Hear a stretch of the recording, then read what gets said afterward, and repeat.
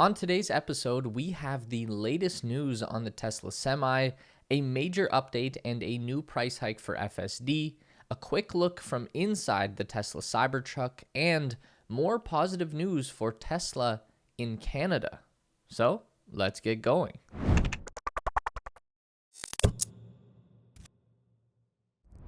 Just days after Elon Musk himself promised that the Tesla Semi would be delivered to customers in 2022, the company's website listing for the electric transport truck was updated for the first time in years with new specifications and a hold on new pre-orders. On August 10th, Elon tweeted, "Tesla 500-mile range semi-truck starts shipping this year. Cybertruck next year." Then, 1 week later, Tesla released a very short but very high production quality video of the Tesla Semi on their Instagram stories, showing two of the vehicles cruising down the highway, not on a hill, and pulling up to the mega charger station at Giga Nevada.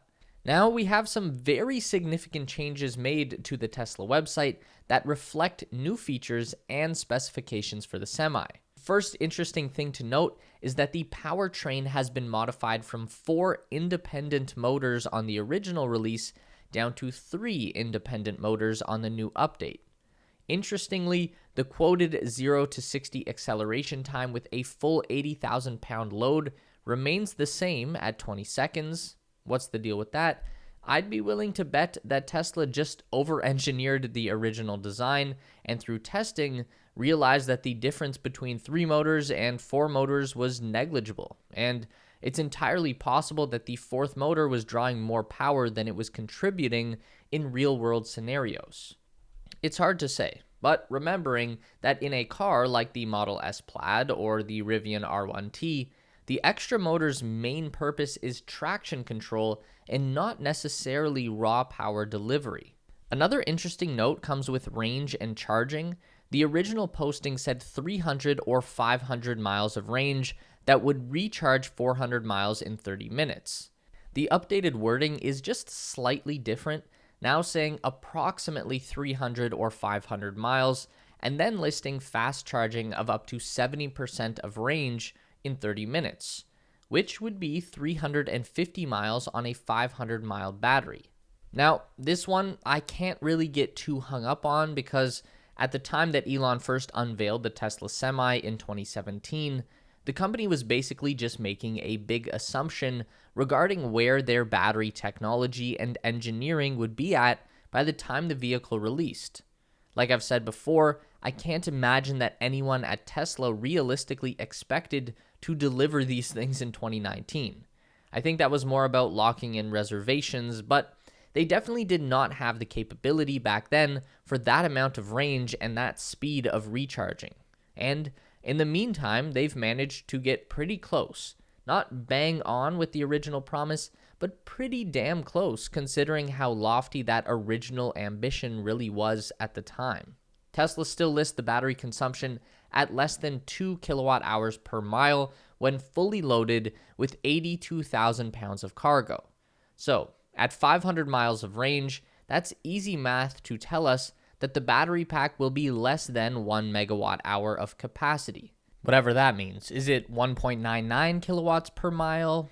This is cool, but also problematic. So let's assume that the number is pretty damn close to 2, or at the very least would easily round up to 2 without any noticeable change in the data. So if we're going to recharge 70% of a 1 megawatt hour battery, that means 700 kilowatt hours of energy need to transfer from charger to semi in 30 minutes, which would require an average power flow of 1.4 megawatts. And we know that EV charging doesn't happen at a consistent rate.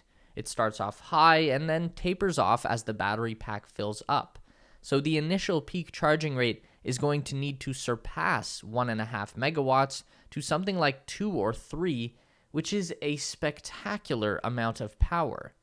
Now, Tesla is doing that marketing thing where they say up to 70%, so maybe what they really mean is that only the 300-mile battery can charge that fast, which would obviously require significantly less power output from the charger to a more realistic level. But that also means that the 500-mile battery would have to charge much more slowly. Anyway, the next big difference that we notice is the changes to pricing and reservations. Much like the Cybertruck, all pricing information has vanished from the Tesla Semi webpage. This is not surprising.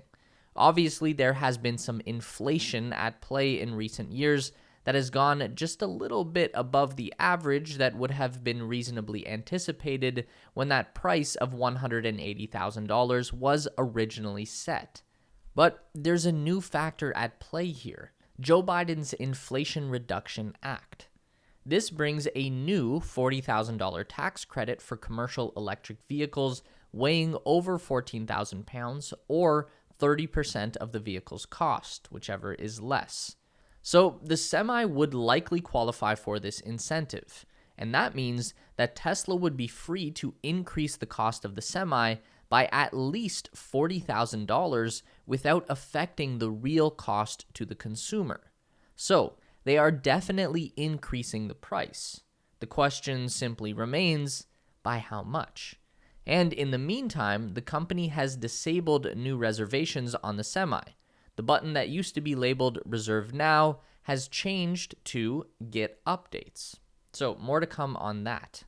Lastly, we have new interior renderings of the Tesla Semi from the driver's perspective. Nothing too exciting here. In honesty, it's more or less the same as the interior from the original prototype vehicle. The main difference being an upgraded steering wheel with the capacitive touch controls from the Model S and Model X yoke. The dual monitor setup looks the same, with live blind spot monitoring cameras, maps, and vehicle information, and the symmetrical design with the driver in the center of the cab is still the plan, which is very cool to see. I'm no expert, but I'm sure this has to make the truck easier to drive. I'm very interested to see what experienced truckers think of this compared to the conventional setup. I enjoy listening to podcasts while doing cardio, so I start with my Raycon wireless earbuds, which are today's sponsor. Jogging, biking, skipping rope are a few cardio activities I enjoy, and Raycon's optimized gel tips have the perfect in-ear fit, so they never budge. And with 8 hours of playtime and a 32-hour battery life, you'll have enough battery for a marathon, which I cannot relate to yet. The touch features are really handy. You can increase the volume by tapping the right logo or decrease it by tapping the left. I also like to use the aware mode while doing cardio outside, so I'm more aware of my surroundings. You can hold the right logo for 3 seconds to switch from noise isolation or awareness mode. I love my Raycons, and I think you will too. If you click the link in my description box or go to buyraycon.com/TeslaSpace, you'll get 15% off your Raycon purchase. Tesla has begun slowly rolling out the new FSD Beta 10.69 update to a limited number of testers over the weekend. Yes, they actually called it that. But these new features come with the promise of a new price hike as well. The news, as usual, came from Elon's Twitter account, where he explained that the new update is bringing significantly improved object detection and safer unprotected left turns. As always, there are a bunch of technical release notes that we can put up on the screen, but I'm not going to try and read them off. We've already had a few test videos come out that show these improvements in action, particularly the infamous unprotected left turn performed by YouTuber Chuck Cook, which was specifically mentioned in the patch notes. Cook himself quickly tested the update successfully. As for the price increase, again, we get that news directly from Elon. In a tweet, the CEO announced that the FSD price would be raising to $15,000 in North America on September 5th, and the current price would be honored for those who made their purchase before that point. So, that's another steep price hike coming pretty quickly after the last price hike from $10,000 to $12,000 in January 2022. Obviously, inflation is one factor, but Elon has also long said that the price of FSD will increase as the software becomes more capable, and this scheduled 25% increase will reportedly coincide with the wider release of Beta 10.69.2. So there's a lot riding on this latest software update, and we are hoping that the fact Elon has blessed it with his favorite number adds some much needed good luck. We've got a very small and moderately exciting update about the Tesla Cybertruck. Behold the center display screen in action as the truck drives around inside Giga Texas. This is from a video that was posted and then quickly deleted from Instagram last week, but luckily the internet is forever and the clip remains on Twitter. So what we have here is the view from the back seat of the Cybertruck prototype with a view of the display screen and a look through the windshield and glass roof. What does this tell us about the upcoming Cybertruck release? Absolutely nothing, but it's still cool. As we've talked about before, a lot has been happening between Canada and Tesla lately. The EV company recently shared their lobbying plans regarding the possibility of building a production facility here in Ontario.